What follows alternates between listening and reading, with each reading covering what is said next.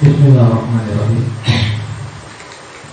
Allahumma shalli ala Muhammad wa ali Muhammad wa ajil farajah. Assalamu ala al-Husayn wa ala Ali bin al-Husayn wa ala awladi al-Husayn wa ala ashabi al-Husayn alladhina banadu muhajirun duna al-Husayn alaihi salam. Assalamualaikum warahmatullahi wabarakatuh. Waalaikumsalam warahmatullahi wabarakatuh. Karbala adalah sebuah madrasah. Kita bisa mengambil banyak sekali pelajaran dari Karbala. Pada malam hari ini saya ingin mengambil sebuah pelajaran penting tentang manfaat dari sholat. Pelajaran ini kita akan ambil dari madrasah Karbala. Diriwayatkan pada hari yang ke-9,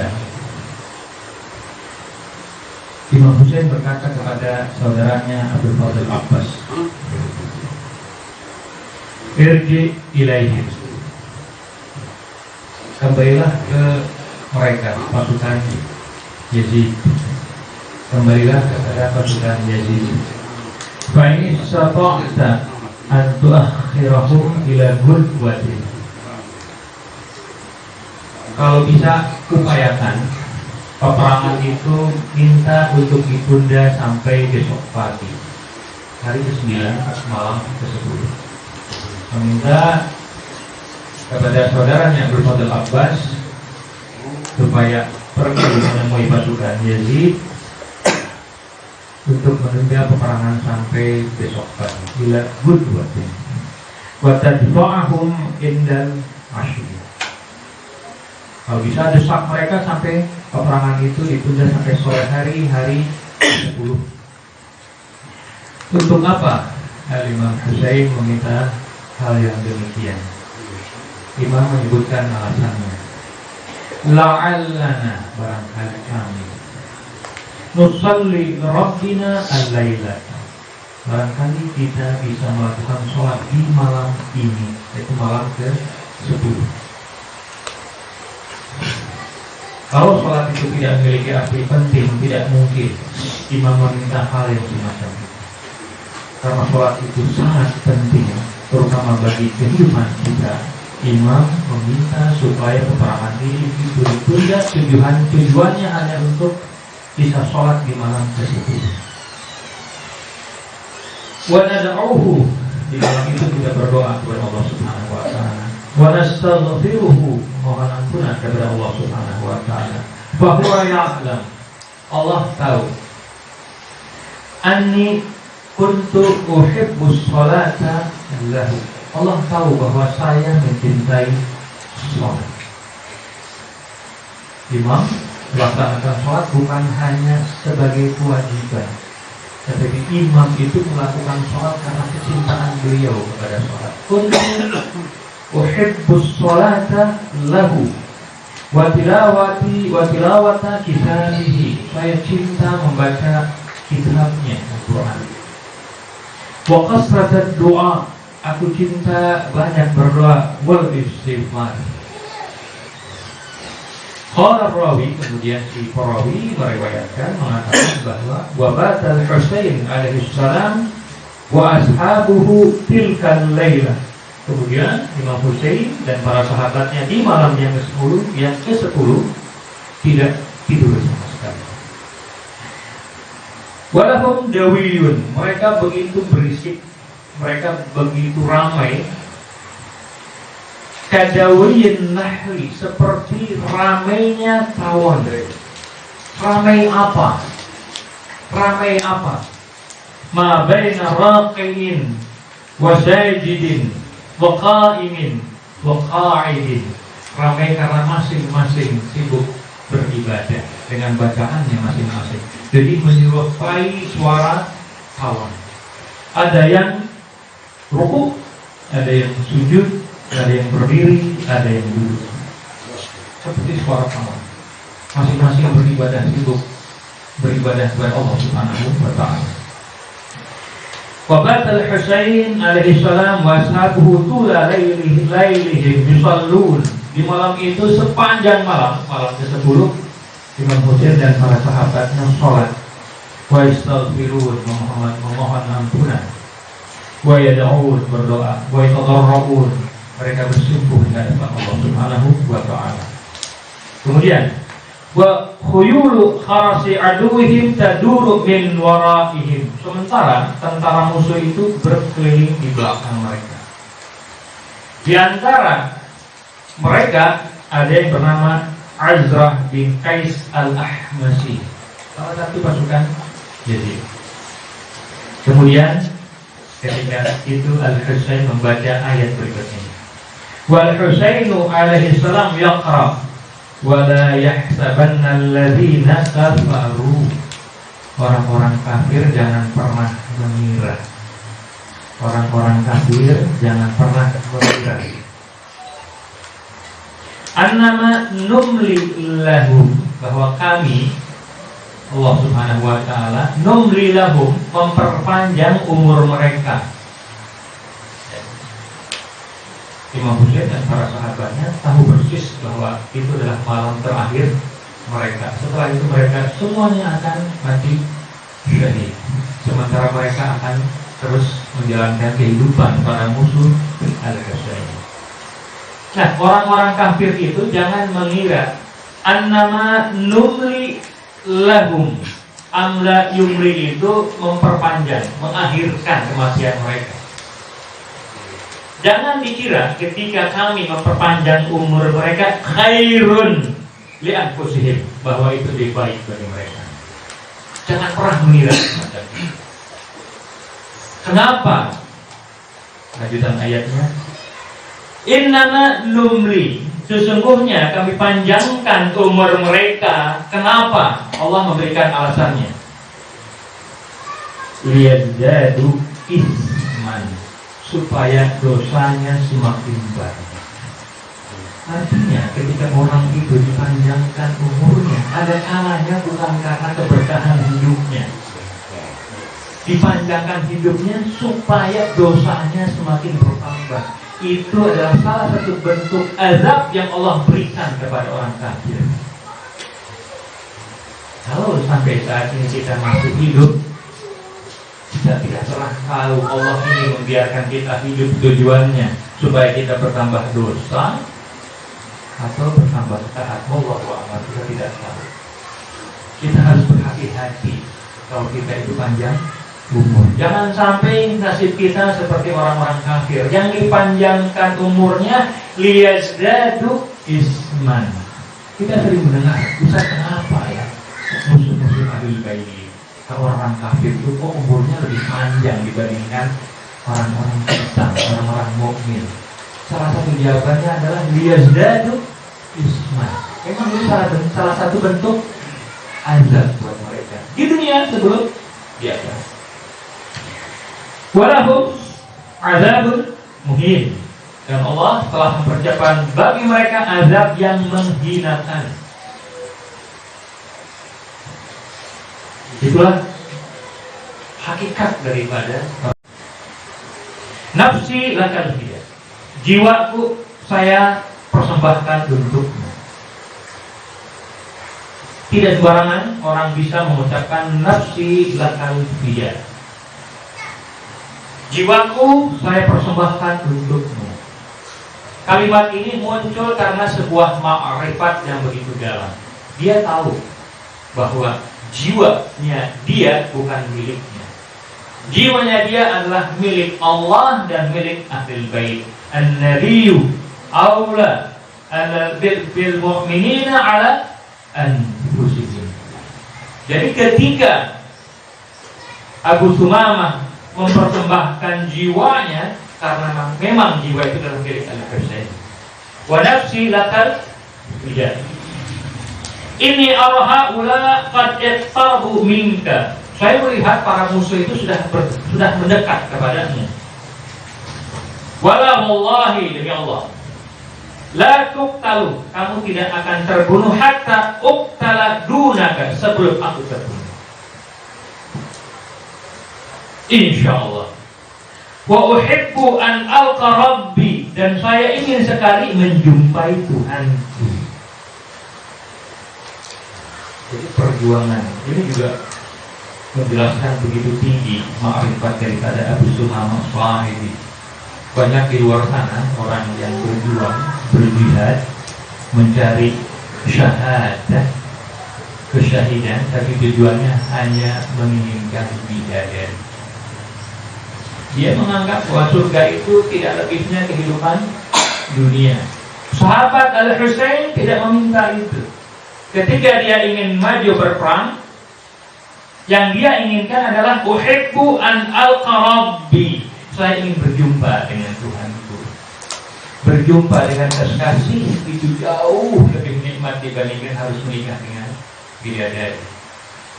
Dalam doa Kumail, bagaimana Imam Ali menjelaskan bahwa perpisahan denganmu itu lebih menyakitkan daripada panasnya api neraka. Liqa Allah,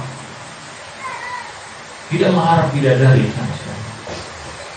Waqad shallaitu hadhihi sholata allati dana waqtuha. Saya ingin berjumpa dengan Allah sementara saya sudah melakukan sholat bersama Al-Husain. Kembali, sholat memiliki arti penting. Farafa Al-Husain ra'sahu, kemudian Al-Husain mengangkat kepalanya. Zakarta sholat.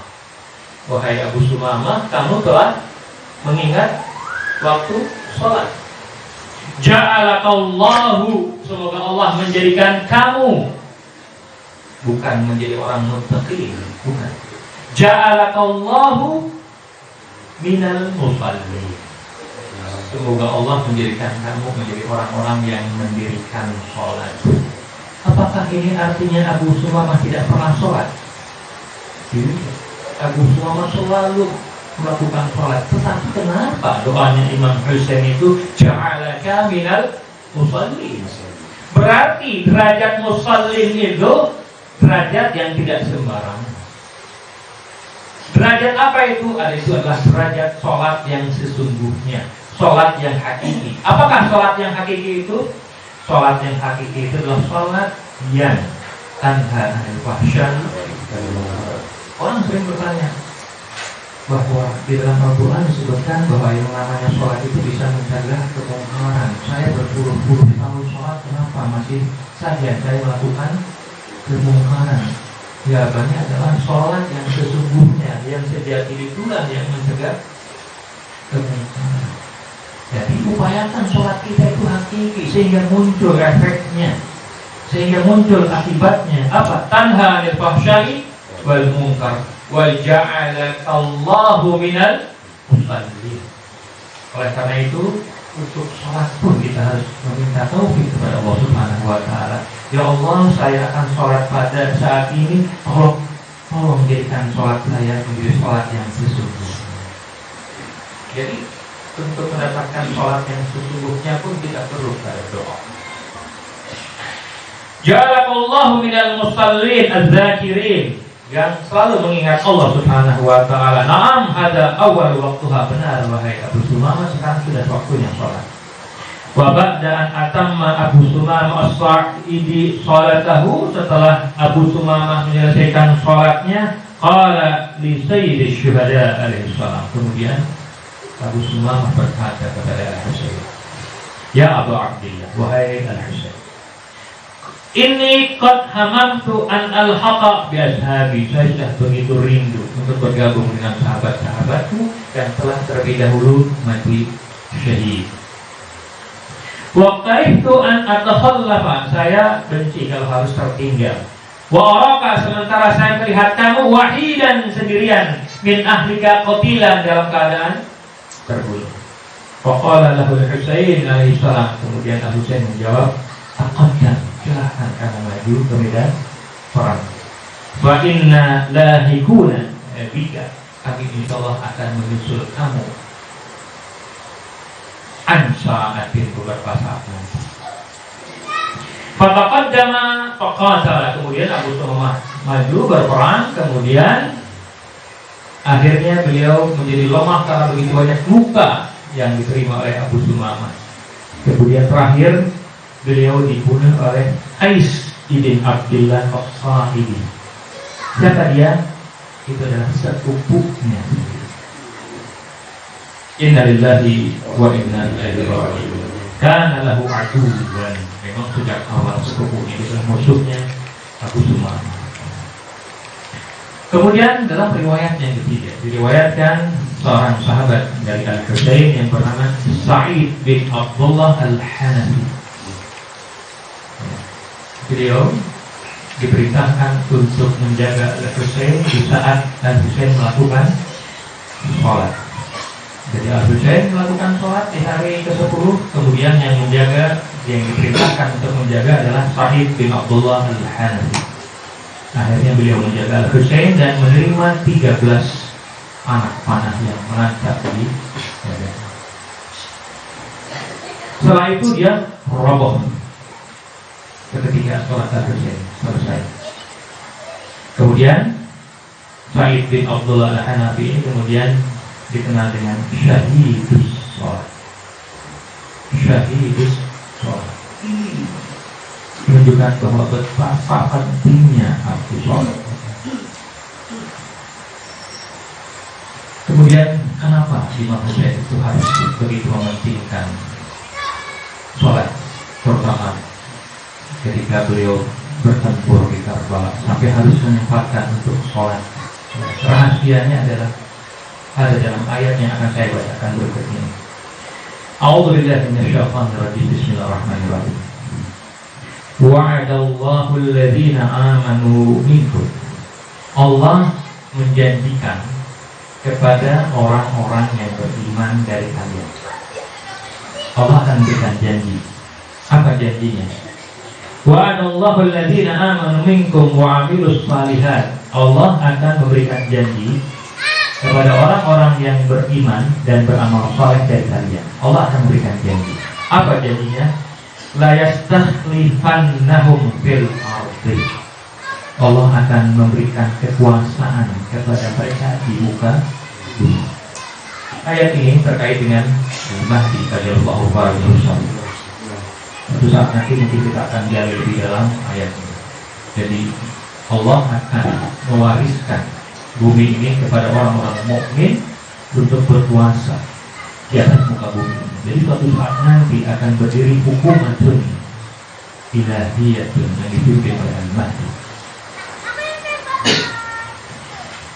Kama stakhlafal ladzina min qablihim, seperti Allah juga pernah memberikan kekuasaan kepada orang-orang sebelum mereka, kepada Nabi Musa, kepada Rasulullah.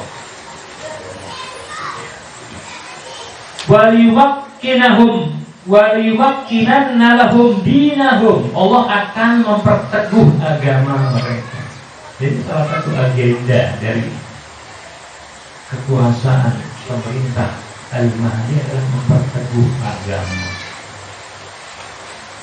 Salah satu agendanya bukan menguatkan ekonomi rakyat. Itu maksudnya. Tidak ada dalam ayat ini yang menyebutkan bahwa agenda dari hukumah Islamiyah adalah menguatkan ekonomi rakyat. Kenapa? Ekonomi itu hanya diperlukan di dunia ini. Kalau kita masuk ke akhirat tidak ada yang namanya ekonomi. Akhirat itu dalam Al-Quran disebut dengan yaumun, hari. Tidak ada bar'un, jual beli, fi di dalam hari itu. Sudah tidak ada jual beli di akhirat nanti. Kalau sudah tidak ada jual beli, tidak ada uang. Kalau sudah tidak ada uang, tidak ada bank. Kalau tidak ada bank, tidak ada ekonomi. Tidak ada itu. Yaumun la bar'un fihi. Jadi ekonomi itu hanya di dunia. Kita jangan pernah menghabiskan hidup kita hanya mengejar ekonomi. Bukan untuk itu diri kita. Yaumun la bar'un fi. Suatu saat kita akan bahas ayat ini juga karena penting sekali ayat ini. Jangan kita kemudian mengarahkan anak-anak kita untuk selalu mengejar ekonomi, kemapanan finansial. Kalau sudah kaya merasa bahwa anak itu sudah berhasil. Keliru. Keliru. Yang paling penting adalah wal yumakkinanna lahum dinahum. Jadi tujuan daripada hukum Islam adalah meneguhkan agama. Yang kedua, wala yubaddilannahum min ba'di khaufihim amna. Yang kedua, tujuannya adalah untuk mengganti keadaan yang sebelumnya mereka merasakan ketakutan menjadi aman. Dari ketakutan menjadi aman. Jadi agenda daripada hukumah ilahiyah adalah bagaimana caranya yang semula manusia itu banyak merasakan ketakutan diganti dengan rasa aman. Keamanan ini untuk apa? Itu pertanyaannya. Kalau sudah aman untuk apa? Kalau kondisi ini sudah aman untuk apa? Lanjutan ayatnya. Ya'budunani. Mereka kemudian menyembah. Jadi keamanan itu diperlukan tujuannya untuk ibadah kepada Allah Subhanahu. Jadi salah satu tujuan daripada hukumah ilahiyah adalah menciptakan keamanan. Tujuannya bukan supaya rakyat ini hidup senang, hidup bahagia, bukan. Keamanan ini diperjuangkan tujuannya untuk ya'budunani, mereka bisa beribadah kepadaku dengan tumakninah. Jadi tujuan daripada hukum Islamnya adalah bagaimana rakyat ini kemudian digalakkan untuk beribadah kepada Allah Subhanahu wa taala, bukan dimakmurkan ekonomi. Karena tujuan kita diciptakan adalah untuk beribadah. Wa ma khalaqtul jinna wal insa illa liya'budun. Kami tidak menciptakan manusia kecuali untuk beribadah. Orang yang tidak makmur ekonomi jangan khawatir, jangan merasa sedih. Bukan itu tujuan kita diciptakan. Tujuan diciptakan adalah untuk beribadah. Orang yang banyak hartanya tapi ibadahnya tidak ada, patut sedih. Wal yubaddilannahum min ba'di khaufihim amna ya'budunani la yusyrikuna bi syai'an. Tidak mensekutukan saya dengan sesuatu yang lain. Dan menarik adalah dalam sebuah ayat ada disebutkan bahwa sebagian dari orang muslim itu adalah musyrik. Kenapa? Karena menyekutukan Allah Subhanahu wa taala. Kemudian ada yang dikenal dengan syirkun hati. Ya. Kalau kita sakit, kita tidak berharap kepada Allah, lupa. Di saat sehat kita mengingat Allah, dan di saat sakit tidak mengingat Allah. Kita hanya berharap banyak kepada seorang yang bernama dokter. Ini terbentuk syirik.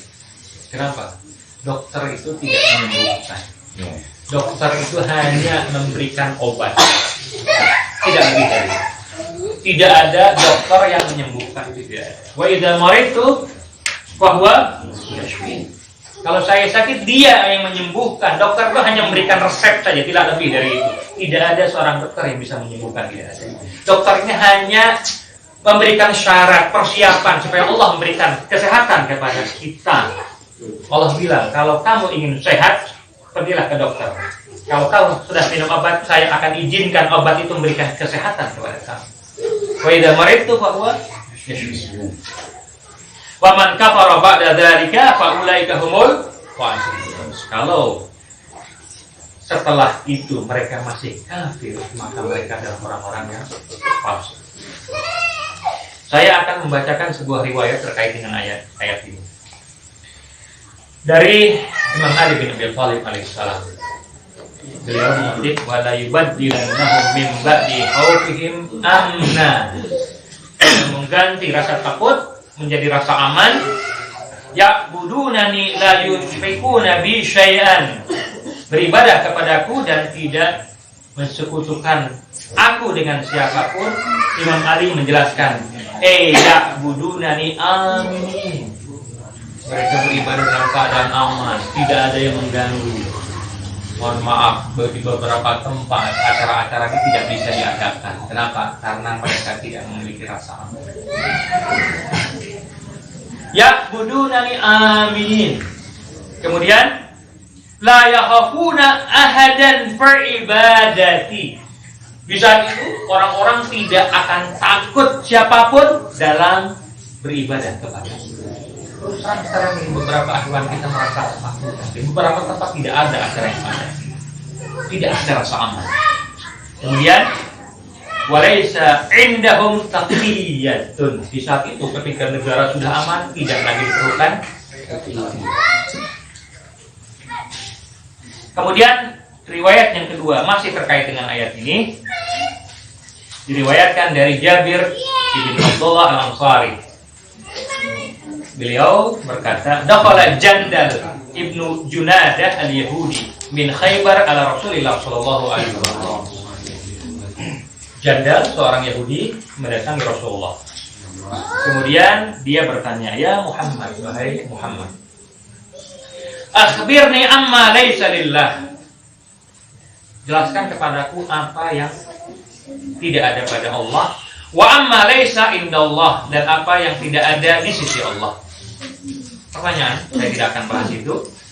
Sematala, kemudian harus panjang, saya potong. Sematala Rasulullah sallallahu alaihi wa alihi, kemudian Rasulullah membaca ayat yang tadi, wa'adallahu alladhina amanu minkum wa amilus shalihat la yastakhlifannahum fil ardi kama stakhlafal ladzina min qablihim wa liyumakkinanna lahum dinahum alladzi irtada lahum wa liyubaddilannahum min ba'di khawfihim amna. Faqala, setelah membaca ayat itu Rasulullah berkata, wahai Jandal. Nah, Jandal masih bertanya, ya Rasulullah fama khawfuhum. Jadi mohon maaf, tadi yang membaca ayat itu Jandal. Membaca ayat itu kemudian bertanya kepada Rasulullah, wahai Rasulullah fama khawfuhum, apa yang dimaksud mereka itu kok takut? Rasulullah menjawab, ya Jandal, fi zamani kulli wahidin minkum sultanun yaqtarihi wa yu'dhihi. Yang dimaksud dengan takut itu adalah sebuah masa di mana mereka dikuasai oleh penguasa yang selalu menguasai mereka dan mengganggu mereka. Oh, ini yang dimaksud dengan mimba di haufihim. Jadi ketakutan, yang dimaksud dengan ketakutan itu adalah masa di mana orang-orang itu dikuasai oleh seorang penguasa yang selalu mengganggu. Di masa al-mahdi semua ini tidak akan terjadi. Amin semuanya. Amin. Ada satu hal penting dalam ayat ini. Waliyumakkinanna lahum dinahum. Allah akan meneguhkan agama mereka. Agama yang mana? Yang akan Allah teguhkan. Agama banyak. Ada Islam, ada Kristen, ada Yahudi. Mazhab juga banyak. Ada Sunnah. Kalau ayat ini disebutkan waliyumakkinanna lahum dinahum, Allah akan meneguhkan agama mereka. Agama yang mana yang akan diteguhkan oleh Allah Subhanahu wa taala? Allah menjelaskan dalam ayatnya, alladzi irqadha lahum, yang Allah telah merestui agama itu bagi mereka. Dalam kajian yang pertama kita telah membahas tentang agama yang direstui oleh Allah Subhanahu wa taala. Waraditu lakumul Islam dinan.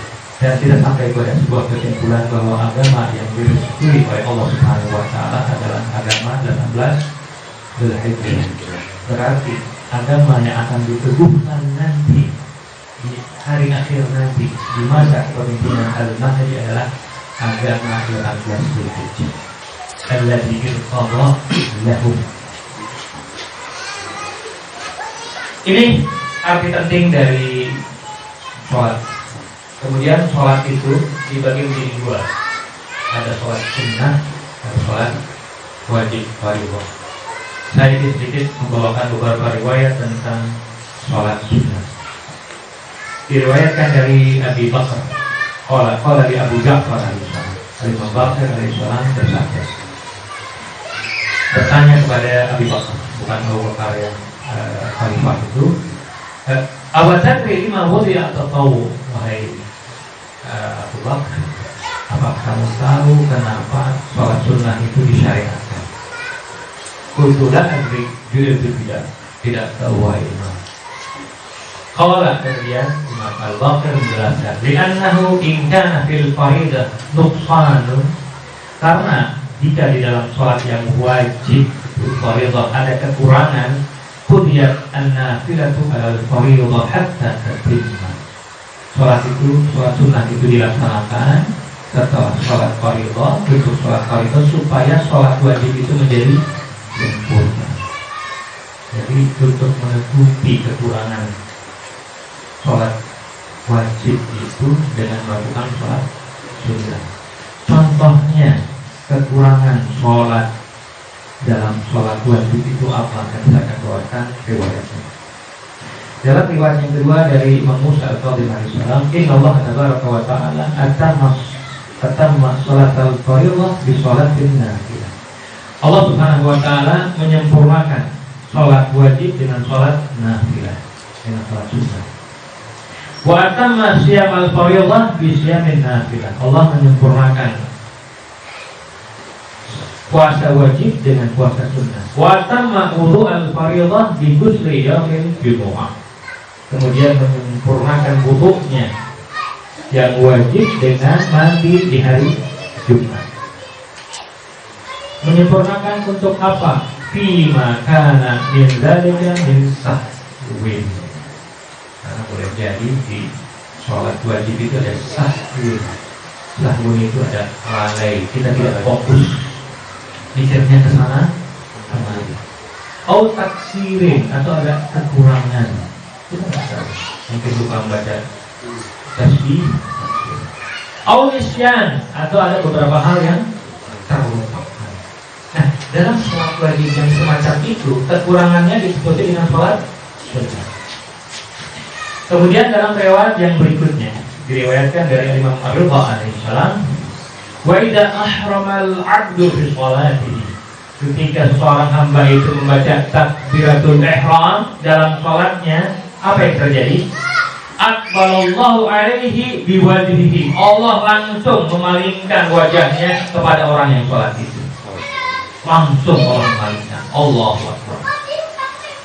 Fa'in a'radha, tetapi kalau orang itu kemudian tidak fokus, berpaling, a'radallahu anhu, Allah berpaling juga dari orang.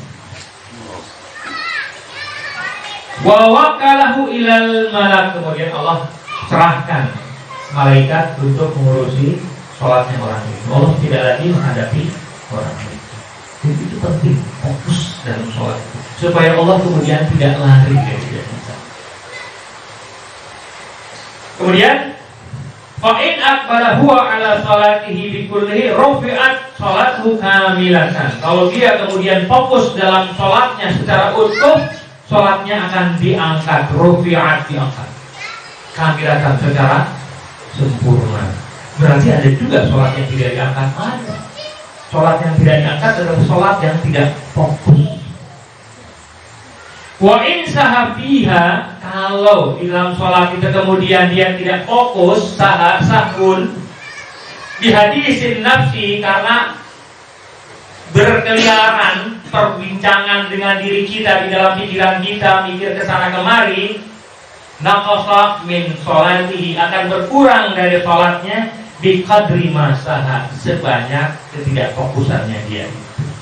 Jadi kalau sholat itu katakan 3 menit, tidak fokusnya 1 menit, berkurang keutamaan sholatnya 1 menit, dan yang 1 menit tidak naik.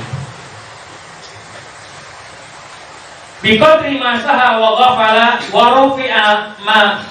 rufi'a min sholatihi ma aqbala alaihi minha, dan akan diangkat sholatnya yang fokus. Jadi kalau sholat 3 menit, yang 1 menitnya tidak fokus itu tidak diangkat, yang 2 menitnya yang fokus itu yang diangkat, akan sampai kepada Allah Subhanahu wa ta'ala.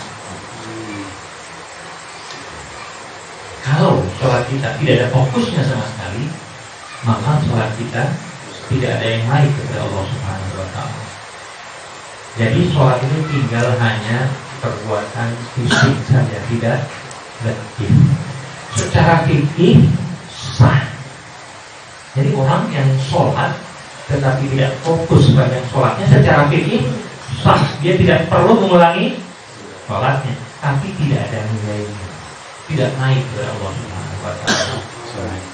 Wala yu'ti Allahu al-qalba al-ghafila. Allah tidak akan memberikan kepada hati yang lalai itu dalam sholatnya syai'an apapun. Jadi sholat 3 menit itu sama sekali kita tidak mendapatkan apapun. Kalau bertahun-tahun sholat kita semacam itu, percayalah sholat itu bukan sholat yang hakiki. Kalau sholat yang hakiki itu tidak mencegah kemungkaran, pantas kalau kita bertahun-tahun sholat kita masih melakukan perbuatan dosa.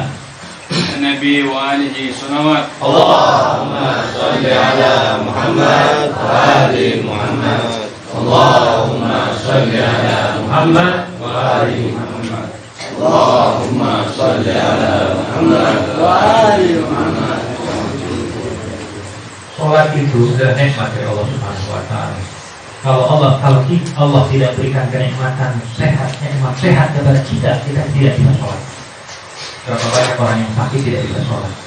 Ketika diberikan kenikmatan sholat, kenikmatan sehat, kita bisa melakukan sholat. Jadi sebaiknya setelah sholat jangan minta surga. Setelah sholat ucapkan terima kasih Allah Subhanahu wa Ta'ala, wahai Tuhanku yang telah memberikan kesehatan kepada saya sehingga saya bisa beribadah. Itu satu. Yang kedua, kalau sholatnya benar, Allah akan memberikan kenikmatan yang kedua. Apa itu? Akan dijauhkan dari perbuatan mungkar. Ini 2 kenikmatan. Allah akan memberikan 2 kenikmatan. Di dalam hadis ini Allah menyebutkan wala yu'ti Allahul qalba al-ghafila syai'an. Kalau sholatnya itu hanya raga saja, tidak ada fokusnya, Allah tidak akan memberikan apapun. Termasuk apa? Terhindarnya dia dari perbuatan dosa itu pun tidak akan diberikan kepada hati yang lain. Oleh karena itu, mari kita biasakan diri kita itu fokus sehingga Allah memberikan sesuatu kepada kita. Sebanyak kita fokus, sebanyak yang kita terima dari Allah Subhanahu wa Ta'ala, sebanyak itu kita akan terhindar dari perbuatan mungkar.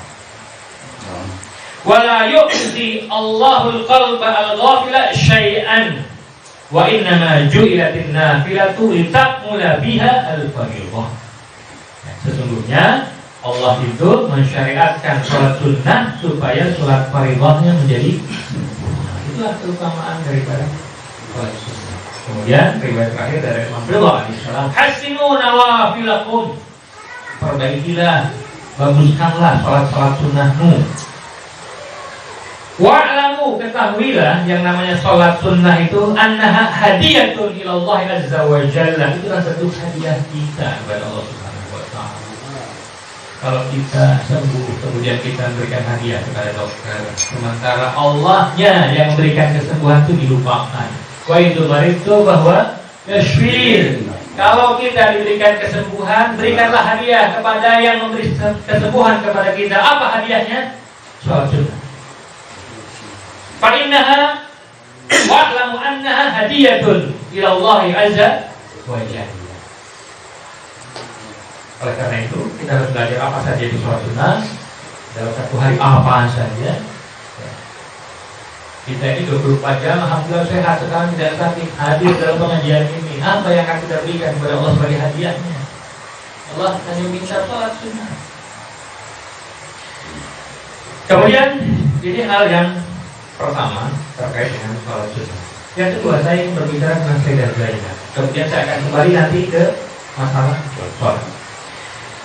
Berbicara tentang Karbala, tidak bisa kita merupakan peran Sayyidah Zainab alaihissalam. Zainab ini ada yang berpendapat nama Zainab ini terdiri dari 2 kata, Zainun wa Abud. Zain itu artinya hiasan, Ab ayah. Zainab jadi hiasannya seorang ayah. Ada yang berpendapat demikian. Yang kedua berpendapat bahwa Zainab itu bukan gabungan dari 2 kata itu. Zainab itu adalah nama pohon yang bentuknya bagus dan harum. Aroma Zainab, nama sebuah itu Zainab. Zainab ini dikenal dengan Aqilatu Bani Hashim.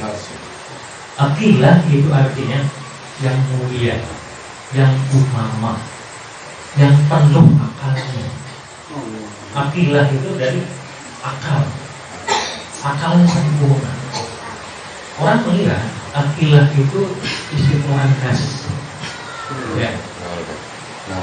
Dalam bahasa Arab ada isim mudzakkar dan isim muannas. Jadi ada kata benda yang laki, kata benda yang perempuan, itu tidak ada di dalam bahasa Indonesia. Contohnya seperti baitun, rumah, itu disebut mudzakkar, isim laki.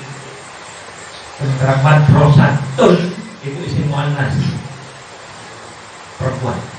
Salah satu tandanya adalah ada taknya, madrasatun, ini menunjukkan isim muannas. Aqilatun ini muannas atau mudzakkar? Banyak orang mengira bahwa aqilah itu isim muannas, sebenarnya itu adalah mudzakkar. Taknya itu apa? Taknya itu bukan tak yang menunjukkan arti wanita, bukan. Taknya itu menunjukkan arti mubalaghah. Artinya begitu mulianya, begitu agungnya, begitu penuh akalnya. Itu namanya tak mubalaghah. Tetapi begini, contohnya alimun itu orang yang pandai. Kalau yang sangat pandai itu bahasa Arabnya alamatun, al-alamah, ada tak tadi. Jadi aqilah itu adalah yang tinggi akalnya, tinggi keutamaannya. Itu mudzakkar, bukan tanya, bukan muannas. Oleh karena itu tidak hanya Sayyidah Zainab saja yang disebut dengan aqilah, dan Imam Al-Ghazali alaihi salam juga aqilatu Bani Harith. Itulah aqilah.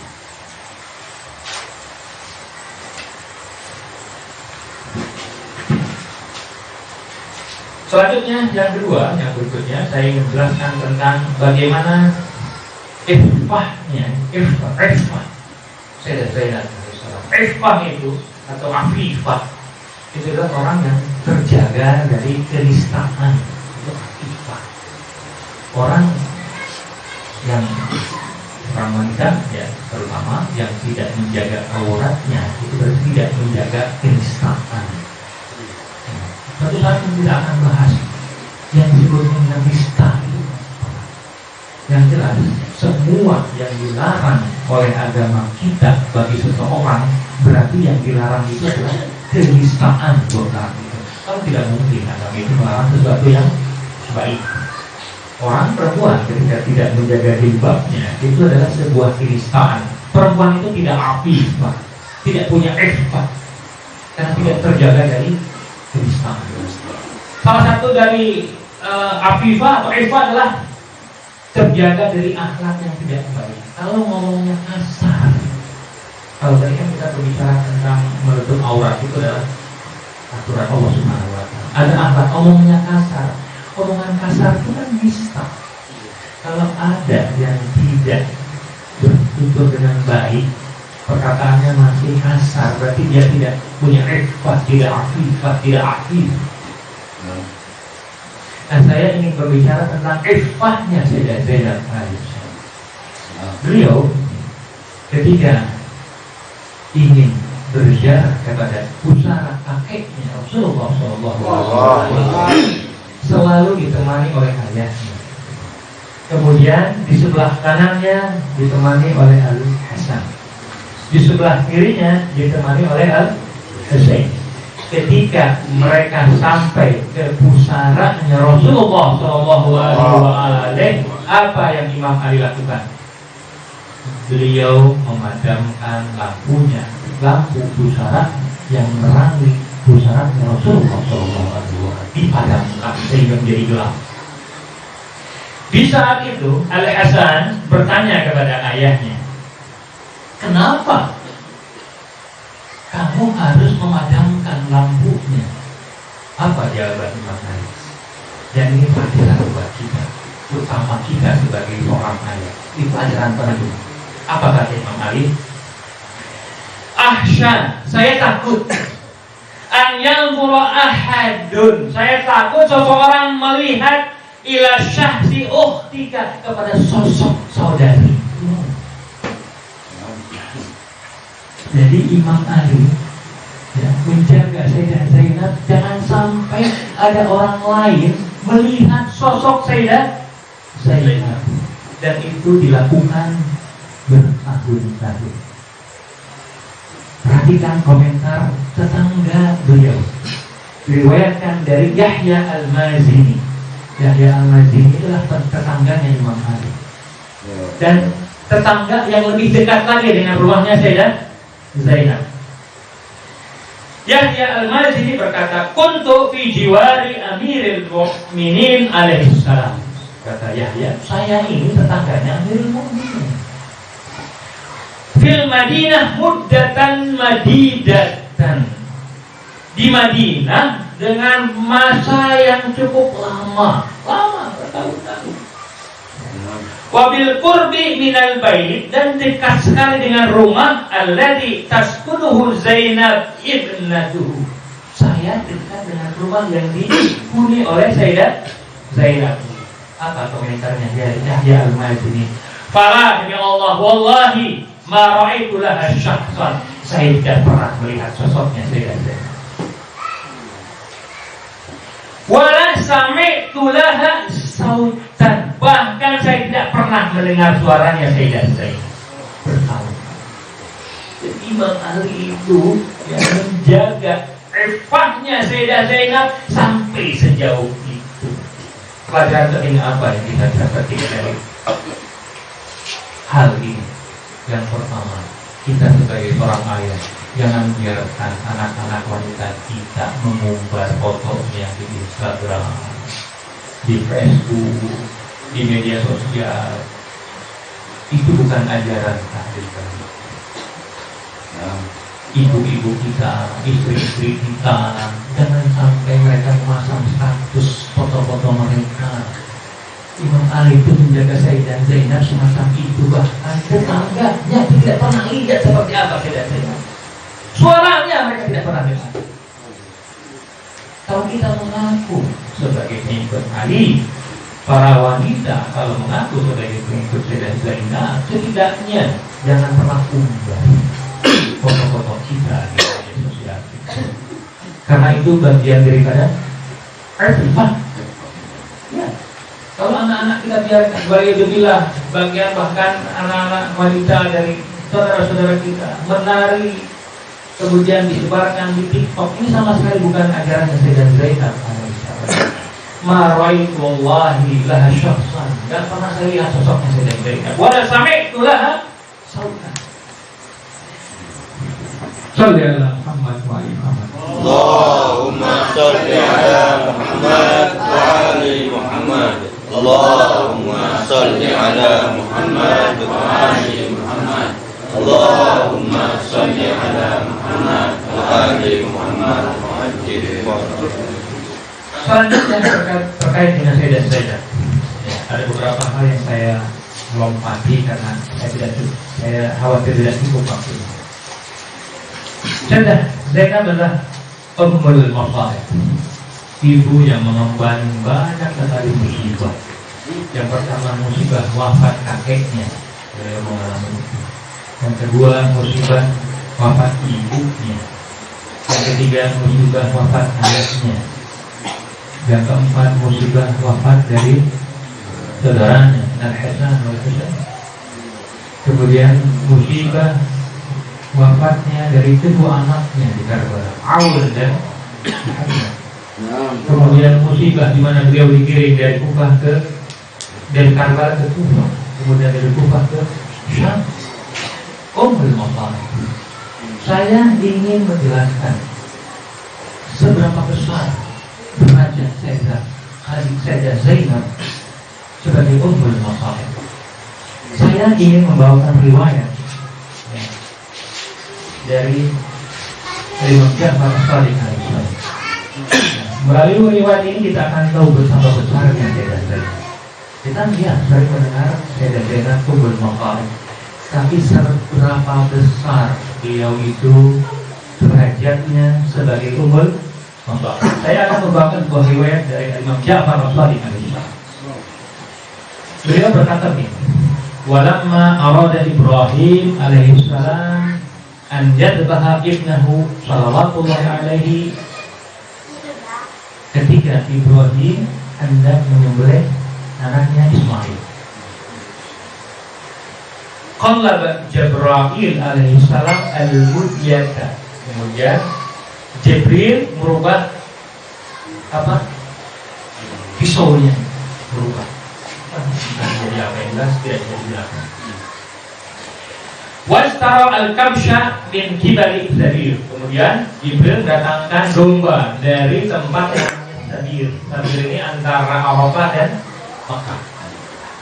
Wastara al-gulam min tahtihi. Kemudian menarik Ismail dari pangkuan Ibrahim.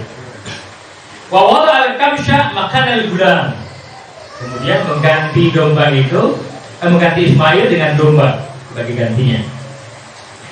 Wanudiya Ibrahim, kemudian Ibrahim dipanggil. An ya ayya Ibrahim qad sadaqta ar-ru'ya, wahai Ibrahim, kamu telah membenarkan mimpimu. Inna kadzalika nazzil muhsinin. Begitulah saya memberikan pahala kepada orang-orang yang baik. Inna hadza lahwal bala'ul mubin. Ini sungguh adalah bala ujian yang begitu jelas. Bala ujian. Nabi Ibrahim diuji dengan anak kita. Suatu saat ujian itu akan sampai kepada kita.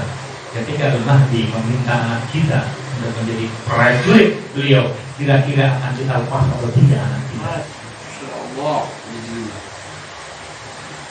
Ujian. Tidak semuanya bisa melepas anak-anak itu. Buktinya apa?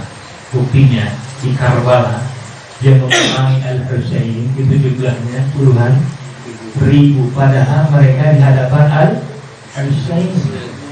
Kita ketika di hadapan Al-Mahdi, yakinkah kita bisa menjawab labbaik ya Mahdi? Labbaik ya Mahdi. Untuk bisa keluar labbaik ya Mahdi, kita bisa keluar labbaik ya Mahdi. Tapi di saat Al-Mahdi betul-betul muncul, kira-kira keluarkah jawaban labbaik ya Mahdi? Itu ada syarat-syaratnya yang harus kita penuhi. Kalau kita hati kotor, Allah tidak akan mengeluarkan kata-kata itu dari mulut kita. Labbaik ya Mahdi. Jadi labbaik ya Mahdi tidak cukup niat, harus ada persiapan. Suatu saat kita akan bahas. Kemudian wa fadainahu bizibhin azim. Kemudian kami ganti Ismail dengan sembelihan yang agung. Apakah sembelihan yang agung itu? Imam Ja'far As-Shadiq menjelaskan, yaitu bikabshin amlah. Jadi ada domba jantan yamshi fi sawadin, yang berjalan di taman yang begitu hijau, kerumputan. Orang yang mengembara kambing saya tidak tahu. Orang kambing yang hidup di taman yang hijau pasti akan tumbuh lebih baik dibanding kambing yang tumbuh di tanah yang tandus. Kemudian wayakulu fi sawadin, makannya juga di taman yang hijau itu. Diulangi lagi wasawadin. Sawad itu artinya taman yang hijau itu. Kemudian wayakulu fi sawadin, melihat juga di taman yang hijau itu. Wayab'aru fi sawadin, bahkan buang air juga, kotoran di taman itu. Wayabulu fi sawadin, kemudian akrona bahrin, utuh tanduknya, badannya utuh. Wa kana yarta'u fi riyadil jannah, dan mereka itu, domba-domba itu yang menjadi gantinya Ismail itu merumput di taman surga. Arba'ina aman, selama 40 tahun lamanya. Adakah domba yang lebih bagus dari itu? Tidak ada. Dideken Ismail digantikan domba yang semacam itu. Saya menjelaskan ini tujuannya supaya tahu bahwa itulah yang dilakukan Allah Subhanahu wa taala kepada Nabi Ibrahim. Nabi Ismail diganti dengan domba yang hidup di taman surga selama 40 tahun. Domba yang luar biasa. Nah, kira-kira ketika Nabi Ibrahim diminta untuk menyembelih anaknya Ismail, ya, kemudian Allah memerintahkan, sudah saya ganti Ismail itu dengan domba. Kira-kira apa perasaannya Nabi Ibrahim?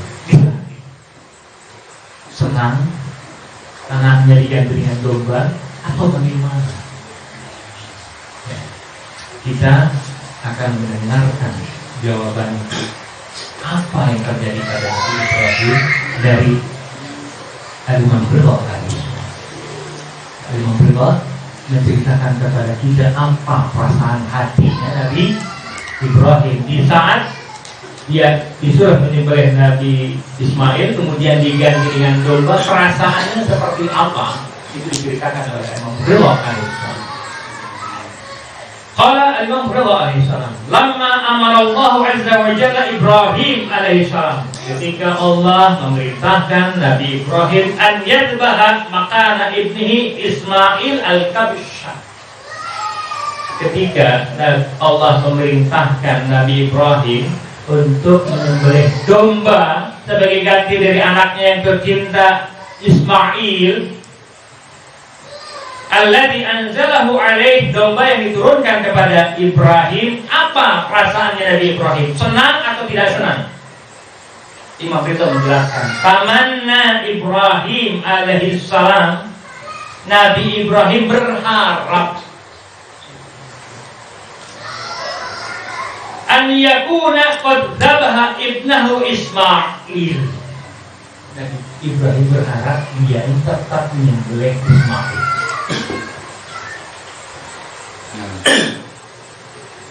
Nabi Ibrahim berharap tetap menyembelih anaknya Ismail. Kenapa?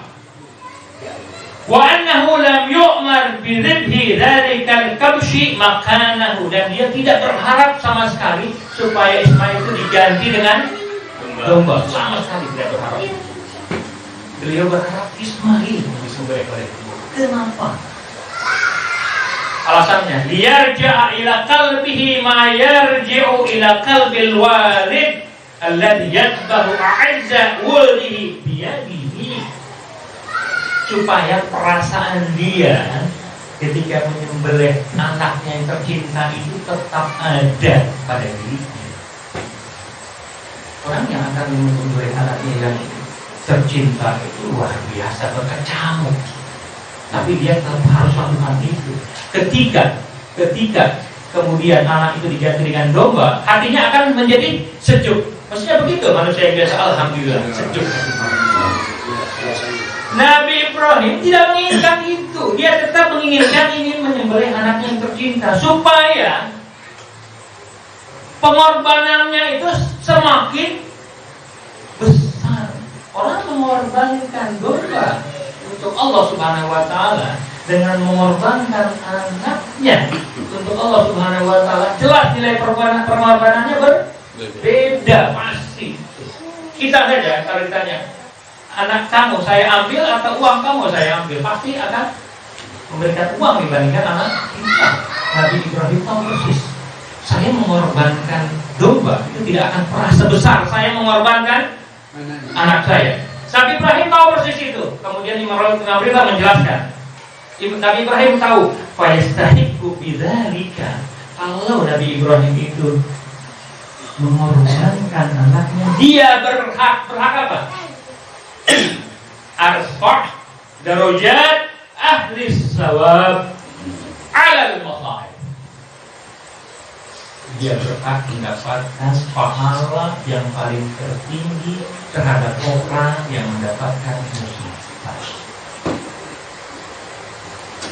Nabi Ibrahim tahu bahwa kalau dia ingin mendapatkan pahala musibah paling tinggi, itu hanya bisa didapatkan dengan mengorbankan anaknya. Tapi itu tidak terjadi. Itu yang disesali oleh Nabi Ibrahim. Fayastahiqqu bidzalika arfa'a darajat ahli shawab 'ala masalih. Ini tentang Nabi Ibrahim. Sekarang mari kita bandingkan dengan saya. Diriwayatkan ketika Imam Al-Husain sudah gugur meninggal, Sayyidah Zainab mengangkat Al-Husain. Kemudian apa yang dikatakan Sayyidah Zainab? Ilahi, wahai Tuhanku, taqabbal minna, terimalah dari kami hadal kurban, pengorbanan ini tidak diganti oleh domba. Ilahi, taqabbal minna hadal kurban. Inilah yang diinginkan oleh Nabi Ibrahim. Nabi Ibrahim ketika ingin mengorbankan anaknya diganti dengan domba, Sayyidah Zainab mengorbankan Al-Husain tidak diganti dengan apapun. Oleh karena itu, Sayyidah Zainab berhak mendapatkan pahalanya paling tinggi untuk orang yang mendapatkan musibah. Makanya Sayyidah Zainab bergelar Ummul Masalah. Ilahi taqabbal minna hadal Kurban. Dan yang dikorbankan bukan orang biasa, Al-Husain. Inilah Sayyidah Zainab. Nah, sekarang saya akan kembali kepada pembahasan awal. Apa yang membuat Sayyidah Zainab itu bisa mencapai maqam semacam itu? Luar biasa sekali Sayyidah Zainab itu. Apa yang membuat Sayyidah Zainab bisa sampai pada maqam semacam itu? Perhatikan riwayat ini. Sayyidah Zainab itu tidak pernah meninggalkan sholat tahajud dan membaca Al-Quran. Tidak pernah meninggalkan sholat tahajud dan membaca Al-Quran. Ibadahnya luar biasa. Oleh karena itu Sayyidah Zainab juga dikenal dengan Abidatu Ahlul Bait. Orang yang paling getol ibadahnya di kalangan Ahlul Bait. Dia tidak pernah meninggalkan sholat sunnah harian. Sebagian riwayat disebutkan innaha salat an-nawafila fi aqsa lailatin wa amarriha. Sayyidah Zainab itu bahkan melakukan sholat sunnah bahkan di malam yang begitu keras, di malam yang begitu panas, di malam yang begitu menyedihkan, yaitu wahya lailatul hadi asyar min Muharram. Tidak pernah meninggalkan sholat tahajud dan sholat sunnah tidak ditinggalkan di malam yang begitu keras dan begitu pahit. Insya Allah kita tidak pernah mengalami peristiwa sepahit Sayyidah Zainab. Tapi kenapa kita masih meninggalkan sholat sunnah? Sayyidah Zainab itu tidak pernah meninggalkan sholat sunnah. Karena itu hal itu yang menghantar Sayyidah Zainab kepada maqam-maqam sifat-sifat yang tadi saya sebutkan. Kemudian diriwayatkan dari Fatimah putri Al-Husain. Beliau mengatakan wa Muhammadi Zainab, ibuku Zainab alaihi salam, fa innaha lam tazal qa'imatan fi tilkal lailah fi mihrabiha. Sayyidah Zainab itu di malam itu tetap berdiri di mihrab. Mihrab itu artinya adalah tempat yang paling mulia dari satu tempat. Itu namanya mihrab. Kemudian akhirnya di masjid itu tempat yang paling agung, tempat yang imam disebut dengan mihrab. Mihrab itu asal kata dari harbur. Harbur itu artinya perang. Mihrab itu adalah tempat peperangan antara hawa nafsu dengan syaitan. Nah, Sayyidah Zainab itu selalu di mihrabnya. Apa? Tastaghisu ila rabbiha, memohon pertolongan dari Allah. Fama hada'at lana ainun, matanya tidak pernah berhenti menangis. Wala sakanat lana rannatun, ceritanya tidak pernah diam. Tidak pernah habis terus menangis, meminta pertolongan dari Allah Subhanahu wa taala. Persis seperti yang dilakukan oleh Sayyidah Maryam. Dalam sebuah ayat disebutkan kullama dakhala 'alaiha Zakaria al-mihraba, ketika Zakaria masuk ke mihrab, wajada 'indaha rizqan. Zakaria mendapatkan rizki bersama Sayyidah Zainab. Bersama Sayyidah Maryam. Jadi Sayyidah Maryam saat itu berada di mihrab. Orang di mihrab pasti melakukan ibadah.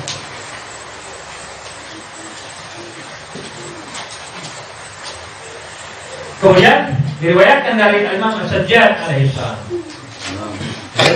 Inna ammati Zainab, bibiku Zainab, kata Imam Ali Zainal Abidin, ma'atil kal masaib, dengan musibah yang sebesar itu, wal mihan an-nazilah 'alaiha, dan ujian yang turun kepada beliau, fi tariqina ila Syam, ketika kami berjalan ke Syam, apa? Ma tarakat nawafilaha al-lailiyah. Sayyidah Zainab tidak pernah meninggalkan sholat malam.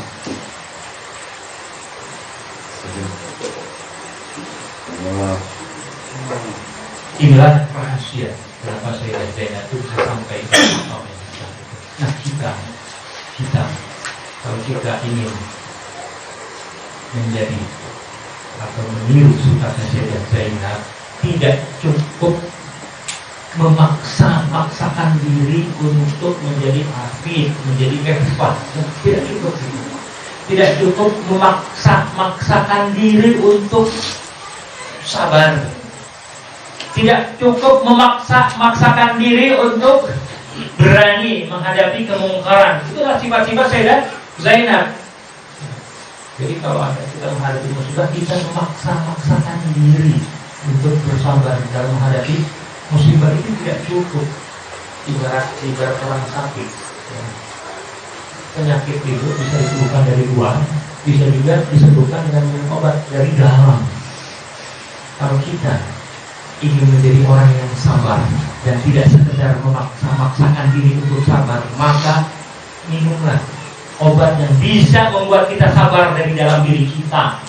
Di saat kita menghadapi musibah, bukan lagi memaksakan kesabaran, tapi kita secara natural, secara alamiah kita bersabar atas musibah kita. Apakah itu? Sholat malam. Jadi kalau kita rajin sholat malam, kalau dalam bahasa Jawa, moro-moro, tiba-tiba kita akan menjadi orang yang sabar ketika menghadapi musibah. Tidak perlu menyabar-nyabarkan diri, tidak perlu memaksakan. Makanya ada dalam sebuah riwayat, ya, menggunakan istilah tasabbur. Tasabbara, ya tasabbaru, tasabburan. Itu artinya memaksa-maksakan untuk bersabar. Nah, kalau kita belajar dari Zainab, kalau kita ingin menjadi orang yang sabar, orang yang aktif, menjaga dari keniscayaan, maka yang harus kita lakukan adalah jangan pernah meninggalkan sholat malam. Orang ulama menyebutkan bahwa saya tidak pernah melihat orang besar yang tidak sholat malam. Oleh karena itu, biasakanlah kita sholat malam. Terakhir saya tutup dengan sebuah riwayat dari Rasulullah Shallallahu Alaihi Wasallam. Innal abda, sesungguhnya seorang hamba, idza takhalla bi sayyidihi, ketika dia menyendiri bersama tuannya Allah Subhanahu wa taala, fi jawfil lail, di tengah malam, al-mudlim, yang begitu gelap, wa najahu, dan bermunajat kepada Allah, asbatallahu an-nura fi qalbihi, Allah akan menetapkan cahaya dalam hatinya. Dengan cahaya itulah nanti dia bisa bersabar. Dengan cahaya itulah dia akan menjaga iffahnya dia. Fa idza qala, ketika orang itu berkata ya Rabb, ketika di malam itu dia berkata ya Rabb, wahai Tuhanku, ya Rabbi, nadahul jalil jalla jalaluhu, kemudian Allah menjawab labbaika abdi, labbaika abdi, labbaika abdi, labbaika abdi. Dijawab langsung oleh Allah Subhanahu wa taala, salni u'tik, minta apa saya kasih. Wa tawakkal alayya aqfik, bertawakallah kepadaku, saya akan cukupi. Dalam sebuah riwayat disebutkan tidak akan pernah lapar orang yang melakukan sholat malam. Tidak pernah akan lapar orang yang melakukan sholat malam. Kizbatun, bohong kalau ada yang sholat malam tapi dia lapar, itu bohong. Dalam sebuah riwayat. Jangan khawatir kita kelaparan, kita punya sholat malam. Allah itu memudahkan kita. Kalau saya tidak bekerja sepanjang hari 24 jam dari mana saya harus makan? Makan tidak hanya didapatkan melalui bekerja selama 24 jam. Sisakan waktu malam. Kosongkan waktu malam. Wa minal laili, min itu artinya sebagian. Dan dari sebagian malam fatahajjat bihi, bersujudlah, bertahajudlah, nafilatan lakum. Jadi jangan khawatir dengan perusahaan kita. Saya tidak punya pekerjaan, saya takut lapar. Allah punya cara yang lebih mudah apa? Sholatlah malam. Bohong orang yang sholat malam dan dia apa? Kurang mudah apa Allah berikan kepada kita? Kalau kita hanya mengandalkan bahwa kita hanya bisa senang hanya dengan bekerja, ya sudah memperkirakan kuasa Allah Subhanahu wa Ta'ala. Allah itu bisa membuat orang itu kaya dengan cara apapun. Masa kalau orang hanya bisa kenyang dengan bekerja? Tidak benar. Allah bisa membuat orang kenyang tanpa bekerja. Wallahu alam, rahasia Allah. Allah bisa, yang penting dia tidak lapar. Bohong orang yang sholat malam dan dia lapar. Semua yaqulu jalla jalaluhu lil malaikah. Kemudian Allah berkata kepada para malaikatnya, malaikati, wahai malaikatku, unzuru ila abdi, ya Tuhan hambaku itu. Qad tahalladhi, dia telah berdiri dengan fi jawfil lailal mudlim, di malam hari yang begitu gelap. Wal baqalun, orang yang malas lahu, mereka sedang melalai. Baqalun tertidur. Wal ghafilun yanamun, orang-orang yang lupa itu mereka sedang tidur. Ishhadu, saksikanlah, anni qad ghafartu lahu, bahwa saya telah mengampuni orang. Sekali lagi, nasihat buat saya pribadi, nasihat buat antum semua, jangan pernah tinggalkan sholat. Sholat malam itu tidak mesti harus bangun jam 12 malam. Tidak mesti. Kita bisa bangun 45 menit sebelum azan subuh. Sholat, bangunlah sholat 11 rakaat. Setelah itu kita lanjutkan dengan zikir-zikir, azan subuh, tunggu 10 menit, sholat selesai. Harus 11 rakaat. Itu yang diajarkan Dikurangi kita. Dikurangi. Kalau belum terbiasa, boleh dikurangi.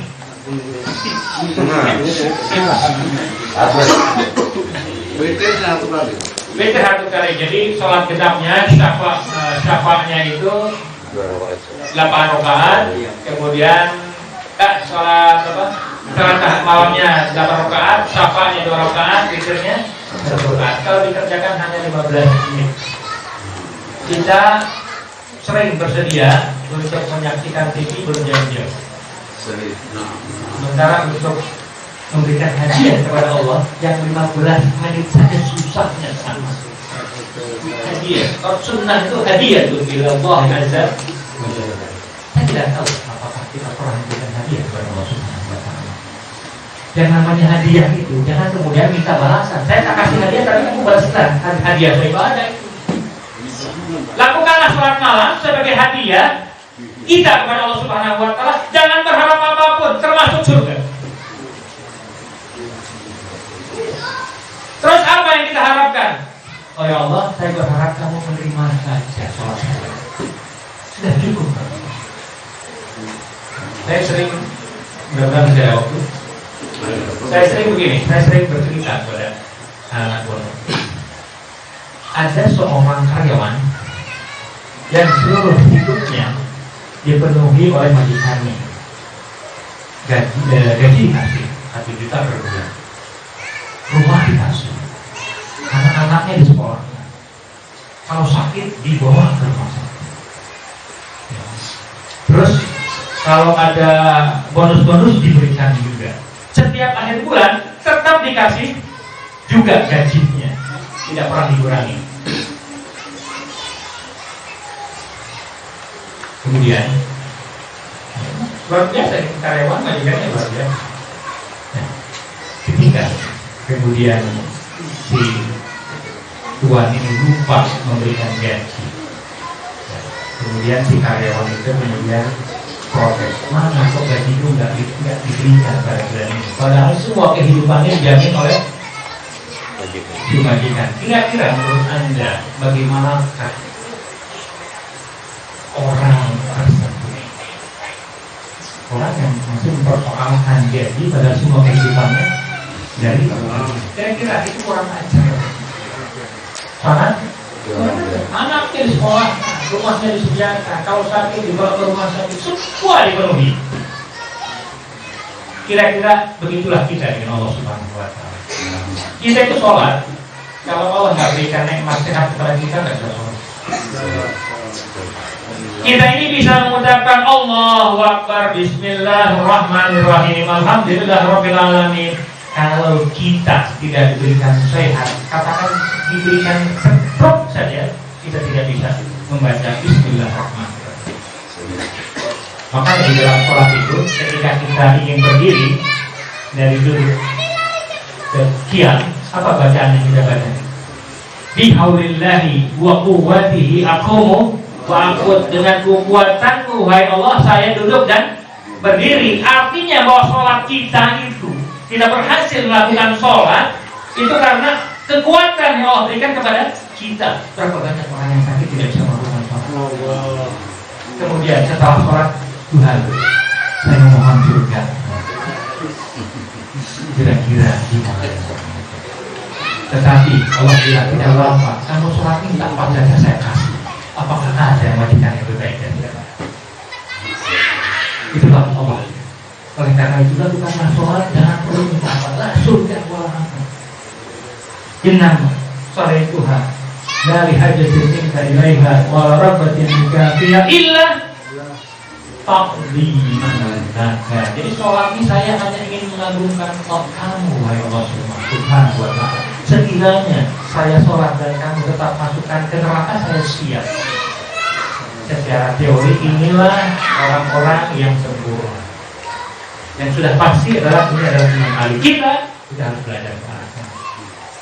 Isyhadu an qad ghafartu lahu. Sekali lagi saya mengajak diri kepada antum semua, jangan pernah tinggalkan sholat malam. Setidaknya mulai malam ini jangan pernah tinggalkan sholat malam. Ada ini. Assalamualaikum warahmatullahi wabarakatuh.